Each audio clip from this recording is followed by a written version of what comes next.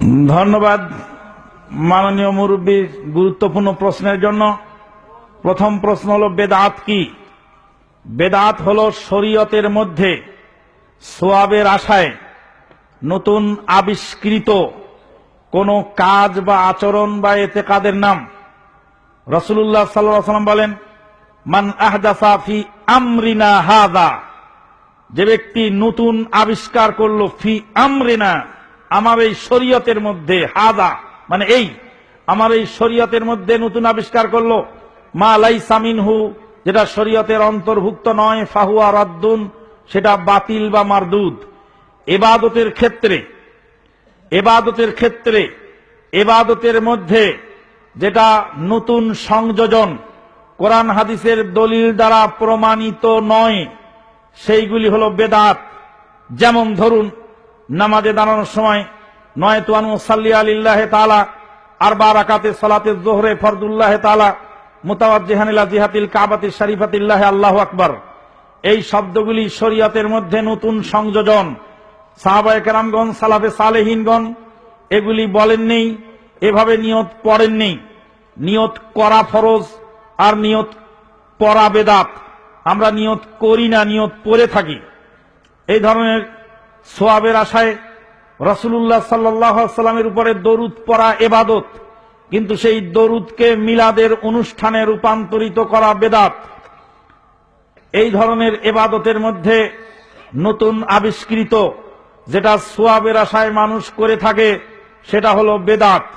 রাসূলুল্লাহ সাল্লাল্লাহু আলাইহি ওয়াসাল্লাম হজে গিয়েছিলেন উটে চড়ে, উট পরিবর্তন হয়ে এখন গাড়ি হয়েছে, উড়োজাহাজ হয়েছে, কিন্তু দোয়া পড়েছিলেন সুবহানাল্লাযী সাখখারা লানা হাযা।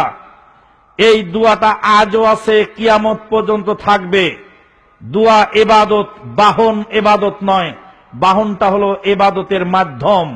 মাধ্যম চেঞ্জ হতে পারে, কিন্তু ইবাদত চেঞ্জ হবে না। কিয়ামত পর্যন্ত দাড়ি কমা নক্তা পরিবর্তন হবে না ইনশাআল্লাহ।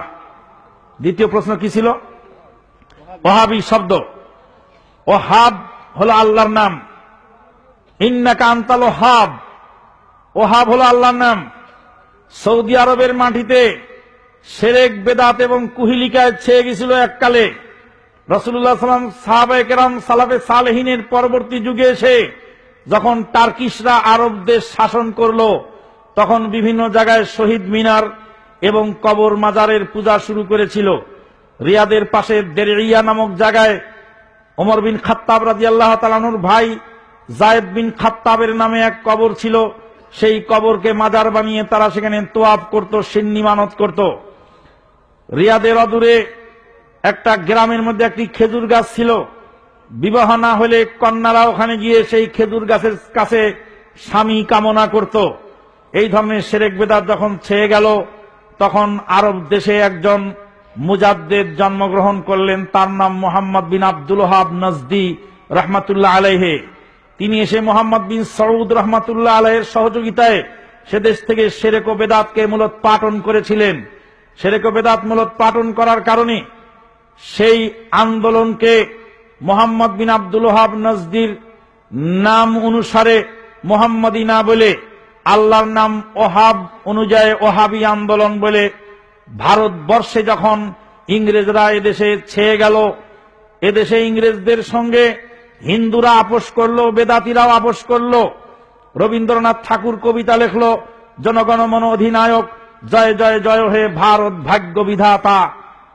ইংরেজকে যখন ভারত ভাগ্য বিধাতা বলে রবীন্দ্রনাথ ঠাকুর যখন উপাধি দিল, তখন বেদাতিরা তাদের সাথে হাত মিলিয়ে ইংরেজদের গোলামি শুরু করে দিল। তখন ইংরেজদের বিরুদ্ধে যারা আন্দোলন করেছিলেন, তারা ছিলেন কোরআন এবং সহিহ সুন্নাহ পন্থী আহলুল হাদিস। এই আহলুল হাদিসদের মসজিদে জোরে আমিন হতো। তারা বুকে আমিন হাত বাঁধতেন, জোরে আমিন বলতেন, রফুল ইয়াদাইন করতেন। এইগুলি দেখে দেখে ইংরেজরা সেই সব মসজিদে হামলা চালিয়ে তাদেরকে নির্মমভাবে কোণঠাসা করার চেষ্টা করেছিল এবং তাদেরকে ওহাবী নাম দিয়েছিল। এখনো আমাদের দেশে যারা শিরক বেদাতের বিরুদ্ধে কথা বলে, তাদেরকে ওহাবী বলা হয়ে থাকে, যদিও নামটা তারা গালি হিসাবে দিয়ে থাকে।